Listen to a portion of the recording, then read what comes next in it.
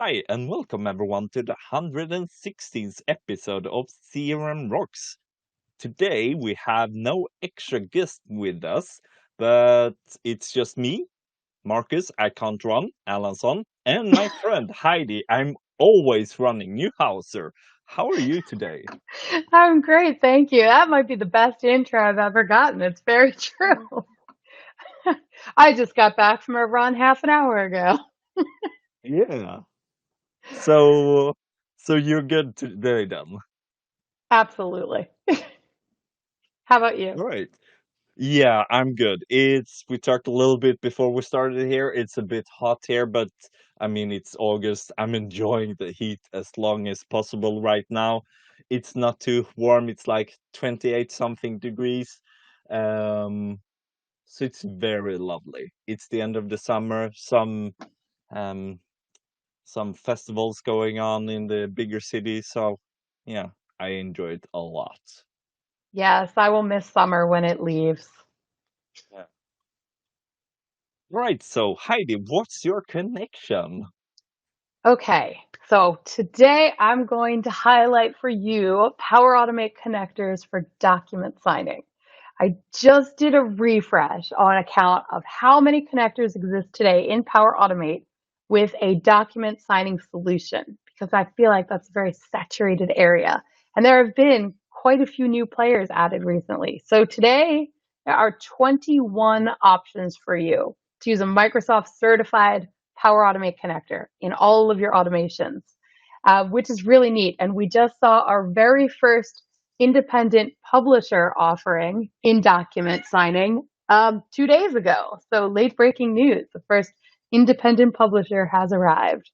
So lots of cool options. My personal favorites, if you're looking at the features that I think you'd expect in a document signing connector, are Adobe Sign, Get Accept, and then there were two that surprised me when I was looking at the actions and triggers. There's Scribe eSign, which frankly I'd never heard of before, and Sign Now. But all four of these connectors give you the ability within the Power Automate connector to upload a document, indicate where to sign, send to signers, notify when this document has been signed, notify when it's fully executed, and it has triggers and they have actions. Super impressive. Yeah, that's really nice. Did you say 21 of those? I did, yes. And some That's are a better lot. than So others. yeah, that is saturated. Yeah. So yeah, so perhaps the market is pretty big, but sort of Power Automate together, oh, sorry, Power Platform together with this is really interesting then for folks. So a lot Yes. of vendors have gone there. And, Yeah, and there are that's some nice. missing. Like I know we use Right Signature and they don't have a Power Automate connector. But it Oh, tells me that there is very high demand for these yeah. organizations to develop a Power Automate connector and get in the Power Platform. Yeah. All right. So the reason that it's just me and Heidi today is because we're testing out this new platform to record.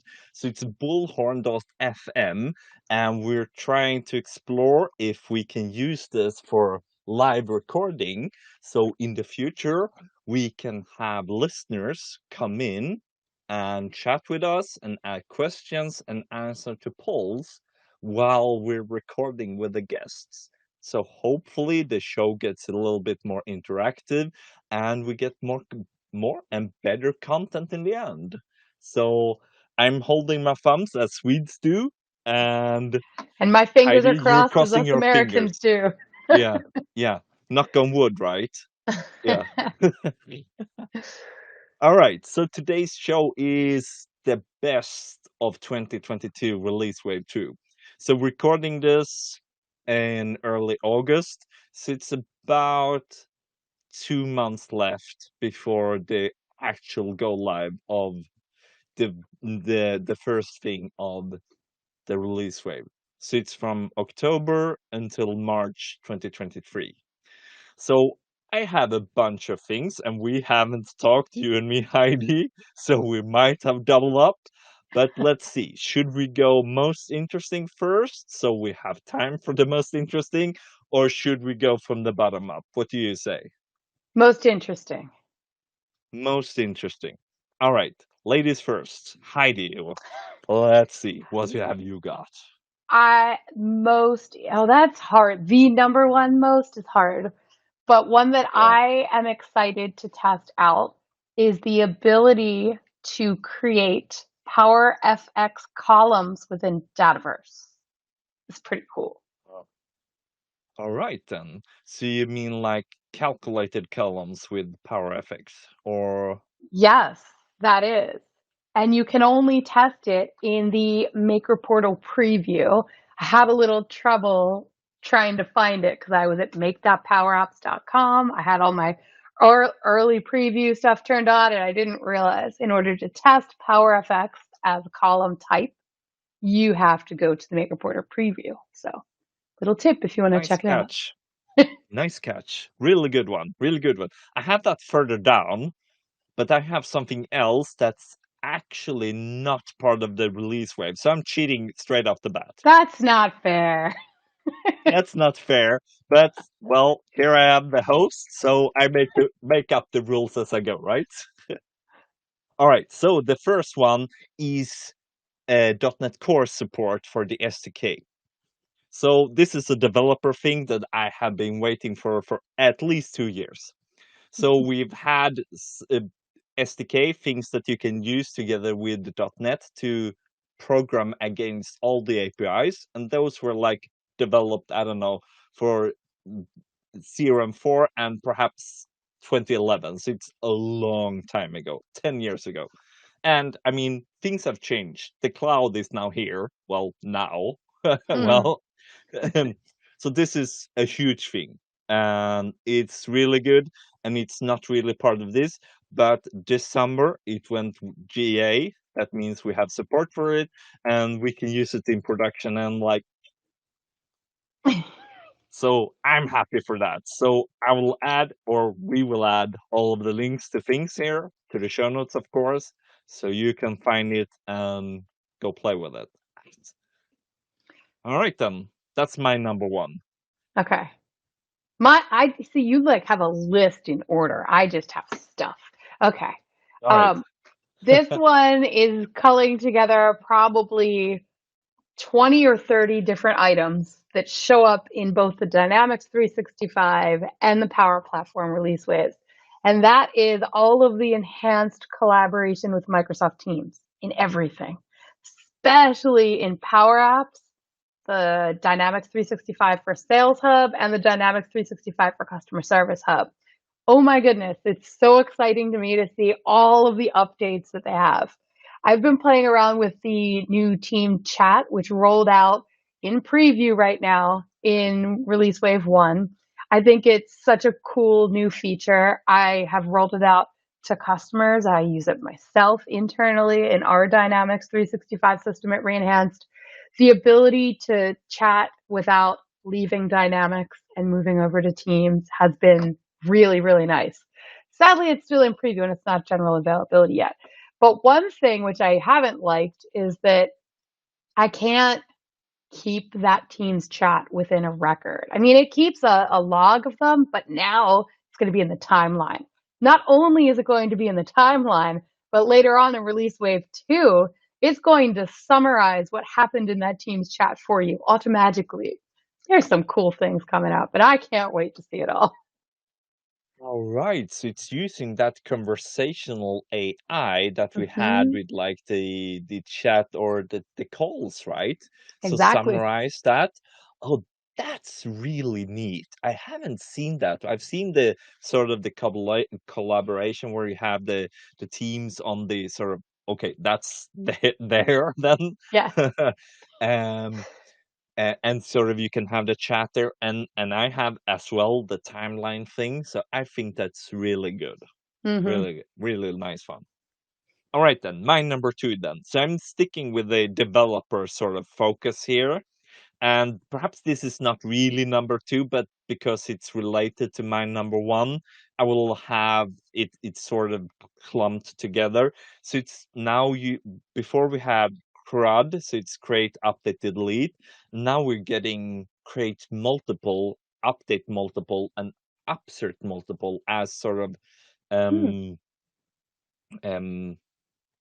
um generic messages that you can send, so you don't have to wrap them in a batch before. So I've always used that one, so you can sort of make a little helper class to send things, and now we don't have to do that. So it's neat. It's not overly good, but Yeah. it's a good thing, sort of making sure that we have everything sort of for the developers here, so it's easy to make the right thing, making the platform go faster, Yeah. right? Nice. So that's my number two. Okay. I'm going to give you a little nugget that personally is making me excited, but it's such a tiny little update. If you have been using Microsoft CRM, old CRM, there used to be an ability to email a link, and in the ribbon you could click a button and then email a link, or I'm sorry, copy a link, copy a link. That was taken away in Dynamics 365. I don't know why, and we've been using email a link instead, which then pops open your email client, and if all you want is dang link, you have to copy it from that email and then paste it wherever you need to use it. So they're bringing back the copy link button in all model-driven apps. So tiny little thing makes me happy because I missed it. Miss us as well, because sometimes you're just chatting with some and you don't have opted in for this Teams chat yet, Mm-hmm. and you just want to send something to someone. Yeah, have you looked at this opportunity yet? This, well, then you have to, oh, come It's on. just, Yeah. it's just, you know, when we're trying to optimize the system, Power Platform or Dynamics for a user, one of the Yeah. things we want to do is minimize clicks, right? Except for Yeah. the system admin. Nobody cares about the system admin. No, that's true. Well, we do, right, Heidi? We care. But We care. yeah, yeah. All right, then. My number three, conditional execution for plugins. So this is a little bit thing where sort of we can, before we could filter, okay, I want updates on, say, account, but I want update only when this column change. But now we can filter to say, okay, I just want update when the record goes inactive. So I don't have to filter on status or status reason, but I can say even which value. So I don't have to do this. Okay, Dynamics is calling me just so I can check the value. No, it's not my turn. So Mm, now even performance, they don't have to call us. We don't have to do these multiple checks. So it's all of this to get this sort of efficiency of the system bits and bits better. So yeah, that's my number three. sounds like It's a good sort of a update. Yeah, it's a good update. It's sort of a little bit too late though for me personally, because we're already trying to move things out of the sort of system to make it so, well, perhaps we can go to Power Automate, like, well, everything automate, right? Yeah. Perhaps we can go to Azure to do things so we don't sort of clunk the Dynamics only system. But sometimes we want to make sure that, well, the data is in right order. We can't really do it with some other value evaluation. Then we go for plugins, and this helps that scenario. Hmm. So still good things. All right. That's good. Thanks. So I'm going to move back over to Dynamics 365 because that's my love. And the sales app has a new out of the box dashboard that's going to show up. It reminds me a lot of the Deal Manager dashboard that showed up in preview. I don't think Deal Manager's general availability yet, but I might be wrong. But this one's called the seller dashboard. So instead of having like that view for a sales manager to dive in, this one is more focused to you as the seller. There's a terrible screenshot in the release notes. It's like squished and condensed and it looks really awful. But I really like the metrics that are in here and it looks Power BI-ish. I don't know if it is Power BI, but it's listed in the Dynamics for Sales app. So it should be available to you public preview in October. And I think this one rolls out general availability in December. Yeah. I think we're using the sales dashboard, so I hope, or the deals, the sales. The Oh, deal, well, yeah, the deal manager is yeah. so cool. Yeah, so I think we're using the other one. So this is definitely something that I'm going to check in, Hmm. because everything that can help as get other views, so get as many eyes as possible towards the deals. What's most important now? Get all those overviews. That's a good win for me as well. So yeah, great fun. All right, my number four. So again, I'm going back to plugins now. So a bit technical, but now we have the ability to add dependent assemblies for those plugins. So before we had to sort of merge assemblies or sort of things that we want to have common. Now we can sort of package them in NuGet package them or in NuGet packages and deploy them to the platform itself so we can rely on them. So if we have multiple plugins, you don't have to sort of squish it in one, squish it in all of them. Now we can just have one and then update that when you need it to. So it's easier, again, doing these development things. So you can have a common library for things that are, yeah, common in the plugins. Yeah. So it's, again, neat things. Hmm. I like how we're coming from like really different ways of viewing this release wave notes. It's very cool. Yeah. Yeah. So I've focused on a little bit more technical things, but I'm sort of out of that now. So I've had other things stacked up for you. Yeah. Yeah, I wonder when we're going to find one that we both have on our list. my next one. Maybe. I don't know. Yeah. All right. The next one I'm going to talk about is from Dynamics 365 Customer Service app, and that is swarming. Have you heard about swarming yet on cases? No. All right. What's Public swarming term?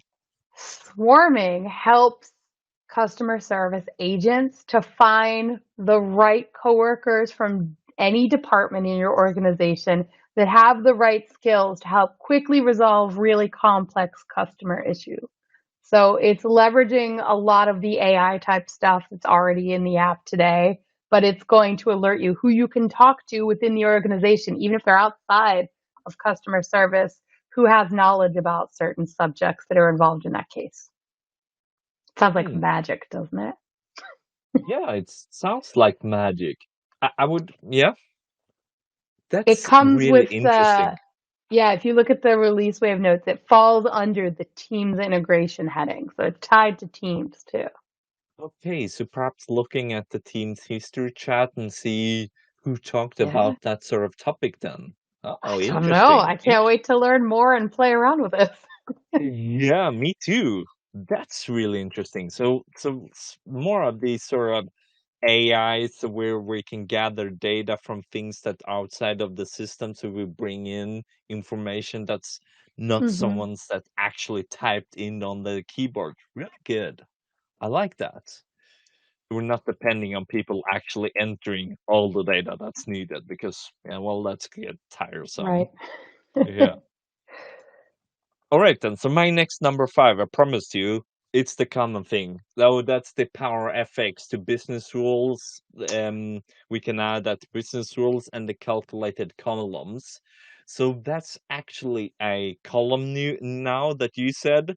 So yeah, I've been wanting to do this because I feel that the sort of business rule have always been lacking. So I tend to do it some other way, and it's more developer intensive. So I don't really Hmm. like doing scripts for these kind of things because then, well, if you want to do it in the editable grid, then you have to add it again, and if you're doing it Hmm. from some other way, you have to add it there, and it's really tedious and you have to always keep that in mind. But business rules, you can just apply it to the entity and you're done. Then it's the Yeah. platform's reason. So I really like this, and I hope that it's going to be really good once it comes. So I haven't tested it yet, but I'm looking forward to this one. That is our crossover. I was just Yeah. talking with Kylie Kaiser about this recently on a little YouTube series we do called Power Tips. And we were diving into that exact thing. And we ended up having more questions than we get answered in the release notes. They're very vague of what's coming. We're very hopeful. We both got excited too, because there are many times, and one scenario we talked about a lot was the desire to query a table one away from what your business rule is on, and how you can't do that today. So what if we can do that now? This would be exciting, You have this settings table over there, and you just want to make sure that is it over or under that value? Well, right? Yeah. I hope that it's going really good. Yeah, but let's see. All right. Yeah, that's what I'm excited about too.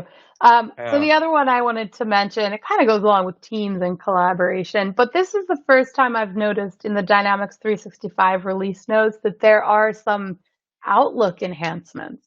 I mean, everything's Teams first lately, but I saw some Outlook things, and it almost feels like we're starting to blur the lines of where you're working in Outlook or Dynamics. It just, wherever you happen to be and the data shows up, you can make some changes. So the two things that I noticed in the release notes about email was the ability to use the @ symbol and then start typing something in that's, I don't know, like the name of a company that's in your Dataverse system in Dynamics. And then it will tag that record in Outlook. And it won't just link to that record, it gives you a preview card. So you'll be able to see it in line. So that was kind of cool, I thought. I said Yeah. two things. What was the second thing? Oh, that's all within the model driven app though. So if you want that to work, it sounds like we're going to need to make some updates to your Dynamics 365 app for Outlook. And if you're not using that today, there's more reason to start using it. Yeah. So that's that model-driven app that you then deploy to Outlook, right? Mm-hmm. Well, yeah, Yeah. it's like the lightweight Outlook connection in Dynamics. It used to be Yeah. that really clunky Outlook plugin that would crash everybody's Outlook. But this Yeah. is Yeah. better. We're happy that's gone, actually. But yes. Yeah, Yeah. that was rough. Yeah. I, I still miss one scenario though that we built specifically for one customer that then sort of lost that. And that was the offline capability that one customer relied heavily on, Hmm. because there are certain parts in Europe, I won't mention the name, but Germany, that can be pretty spotty with internet. Oh. At least 10 years ago when we built this, it was really poor. So then offline capability was really a thing for them. So they relied heavily on that sort of, okay, let's go offline, let's bring all the data. We can show up to the customer and they can point and click and say, okay, I want this, I want this, I want that. And Hmm. they took notes, go back to the office where they have internet connection again. And that was great. But, well, what do you do? It's still better this way. It's still better this way. Yeah. All right, my number six then. It's the new grid control.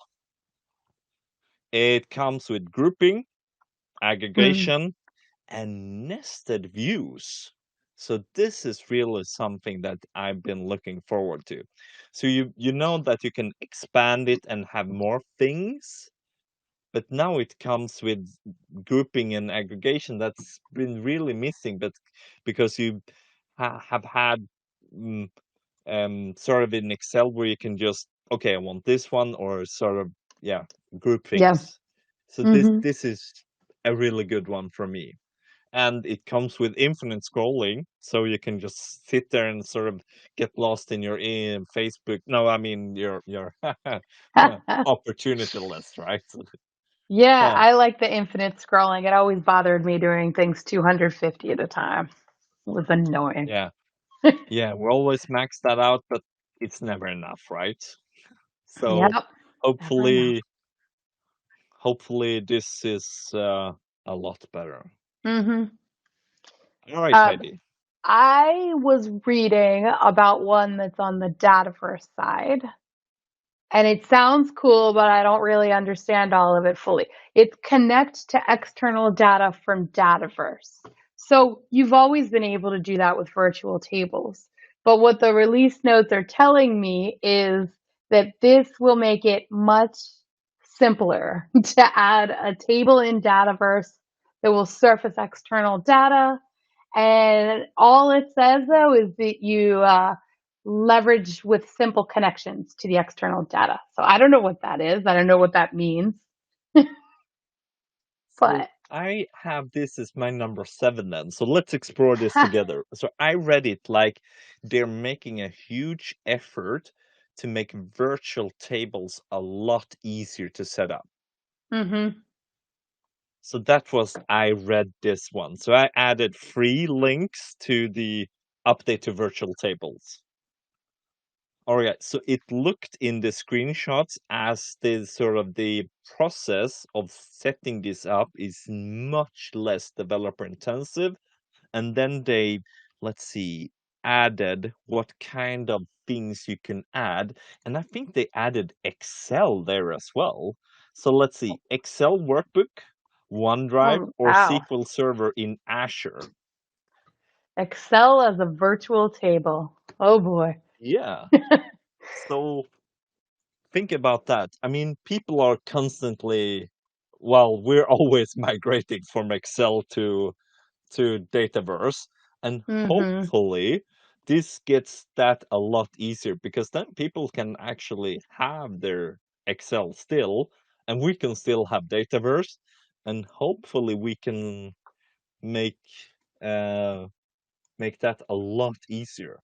I haven't tested it out because public preview is in October, but Mm, hopefully it's a lot easier. nice. That's pretty cool. Yeah, yeah, and then may I add then that they've enabled or are going to enable that we can have virtual tables from other dynamic systems because that's been off limits for a Hmm. long time. Wow. So I have several enterprise scenarios where this has been a thing where we sort of had problems putting this together. So you have several dynamics, but you don't want to have the rules separate for them. But then you still have the account table that are sort of common that you want to have common, but you have different opportunities over there and different opportunities over there, and they don't want to collaborate on those. Right. And they want to have different columns and business process flows and whatever. And now you can actually sort of, I'm not sure if account is a valid one, but you can have tables like, okay, if we want that table in the dynamics over there, and just Hmm. read it from that other dynamic. So it's That's good for interesting. that scenarios. Huh. So Yeah, it's, I guess for it's me, it's more of the, eliminating the yeah, need for like a data warehouse maybe to bring it all together. yeah. Otherwise, we've used the data export services to get it to the Azure SQL to then get it into other ways. It's pretty developer intensive and we made it Hmm. easier, but now we don't have to. Now we can just hopefully use this one instead and click, click, click, it's done. Let's pray for that, but let's see what it is first when we say it is actually that easy. Yes, Yeah. yes. And a note that any dates we might mention here are subject to change because they often do in these release notes. Yeah, and it's public preview in October. Let's see how it turns out that. It currently now says general availability of January, but it's Mm-hmm. far from now to January. So it might come sooner, probably not, might be delayed, hopefully not. Yes. Yeah. So may I continue then on the virtual Absolutely. table stuff? Because then I found that they're adding non-tabular data as well. Because we have we've had Azure SQL, like Dynamics is based on where you have these columns, you have tables, but Mm-hmm. then you have document stores as well for the sort of let's see here, Azure Data Lake, Cosmos DB, and Blob Storage. And we've had Blob Storage as a connector for the virtual tables, but now they're adding other stuff, as I mentioned, to make it easier to map those into Dynamics and then read them from there. So yeah, this is again making the easier to bring in data to Dataverse, to relate to that, to work with all kind of things. So this is, I've said it before that virtual tables are underused. Hopefully now, in some time, I can actually be right about it as well. Time will Yeah, tell. But they are making yeah, them more accessible this way. So yeah, one would think they would be more well used. yeah. So that was a lot of my stuff now. So I'm actually out of my important stuff, but I have bonuses. Do you want to continue? I've got another one for the system admins out there, and Yeah, it's around model-driven apps. And if you've configured model-driven apps and built maybe a custom table, even the tables that come with whatever model-driven app you're building, and you add the activities to go into that, your timeline will default to adding every activity type that is possible in the history of Jediverse, which is irritating, right? One of the first things I'll do as a system admin or as somebody who's building out a system, I'll open that up and then I will take away the activities that don't make sense. Well, this release wave is giving you an update where you're only going to see relevant activities in your dropdown.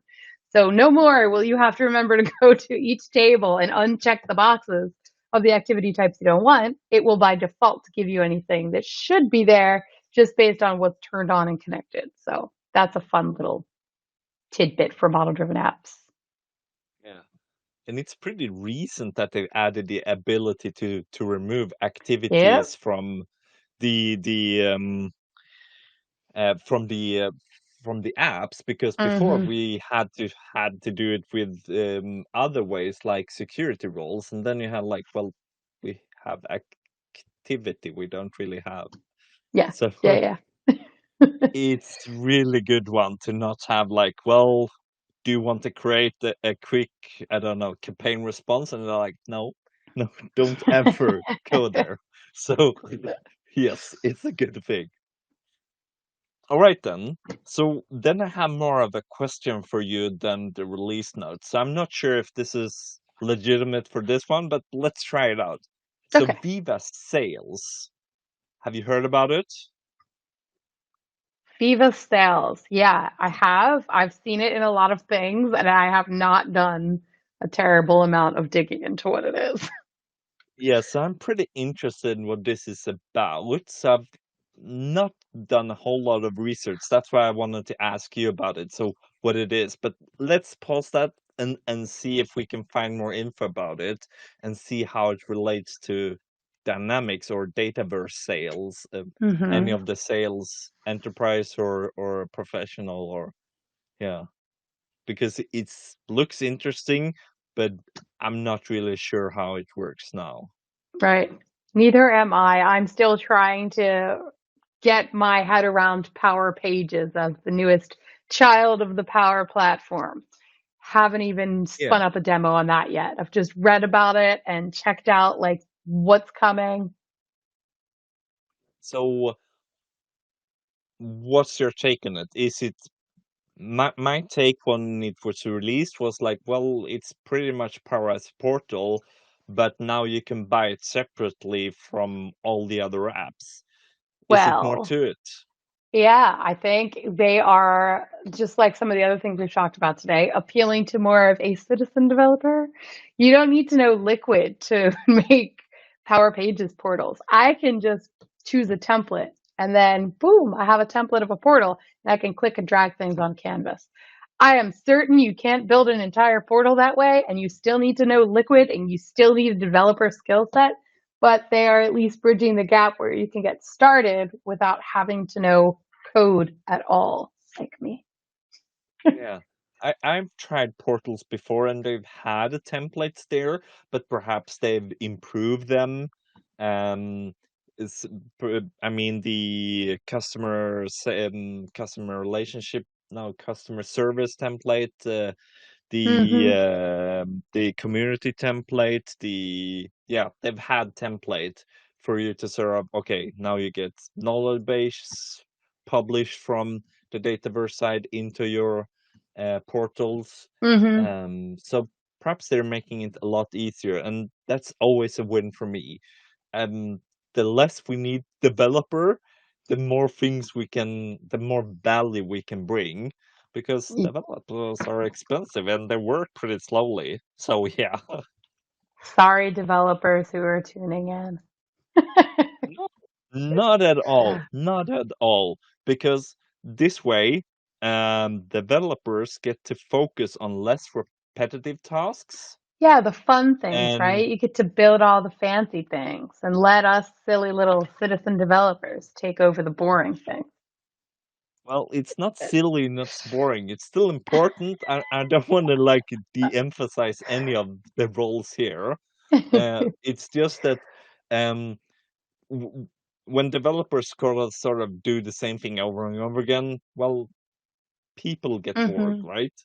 Sure. So as long as we can make that easier and more people can access that, perhaps we can educate partners, can educate customers to do most of the things, then it's Hmm. easier to get started and we fall in. And the market for both Power Pages and all of the Dataverse get bigger. So then that probably in the end, hopefully, developers get more to do, but it's more exciting, for more challenging, and they Sure. get to learn the liquid stuff instead. So it's still a win Absolutely. for me. It's still a win for me. Now, since we're on Power Pages, something I haven't found anywhere is the pricing of these or the licensing. Have you seen any information at all? That might be the other big differentiator between Power Pages and Power Apps portals. Yeah, but Power Apps Portal didn't have a license before either, right? So you either bought it by something else. You would buy it in terms of page views, right? So there's a price for the number of users, or what is it? A user could Visits, log in for anonymous, and 24 logins, yes. hours, right? And then that would be one But you get login like a, session. Hmm. yeah, but you had like a base depending on, and then you could buy add-ons. Perhaps you could buy it separately, but I didn't. Yeah, perhaps I'm wrong that you could buy it separately before. Hmm. Uh, I'm not a yeah, licensing but expert, as is clearly evidenced no, by this conversation. and I haven't either seen what it's costing. So we will have to call up Nick Dolman for that. Right? Um, yeah, anything else? Those were the big things that I had on my list. I know the release waves are like hundreds of pages long, but those are the things I was the most excited about. Me too. And just for anything listening, I haven't looked at the finance and operations part. So all of that, if you're Agreed. interested in, I don't know, um, those kinds of applications, I haven't looked at that at all. And yeah. But then I can add one that I read about that didn't get it to the list, and that was that you can have more approvals. So you can have what was it, conditional approvals or multiple approvers, one out of another. Hmm, So that was interesting. So that was an update to the um, Power Automate, of course. nice. Yeah. So I there are a know lot of there things were, coming. yeah, Yeah, sorry to interrupt. There were a lot of items in the release notes about the desktop flows, but that is not really my comfort zone and realm. But I know my husband is like nerding out over them, and he's already gone in and like made some really cool remote desktop flows and screen shares and shows me all the neat things it does. It's incredible, but I can't build those myself. no. So let's go to the end here then and call out, of course, the docs. So there's two places, right? So it's both the Power Platform and the Dynamic side. And Dynamic side is a lot longer, but it's built on the Power Platform side. So everything in the Power Platform sort of shows up in Dynamics as well. Yeah. All right, then. That's the show. Lots of exciting news. And hopefully to the listeners, bullhorn.fm goes well. Next time we will make sure that we publish this ahead of time, so perhaps on Twitter, so people can go listen live, ask questions, and see how we actually do this thing we call CM Rocks. I love it. And then just like the Power Platform and Microsoft Dynamics 365 release notes that are enhancing collaboration, so is CRM Rocks. Yeah. So, if people want to find us, Heidi, where can they find us? Oh, come check us out on all of the social channels. There's a Facebook page, LinkedIn page.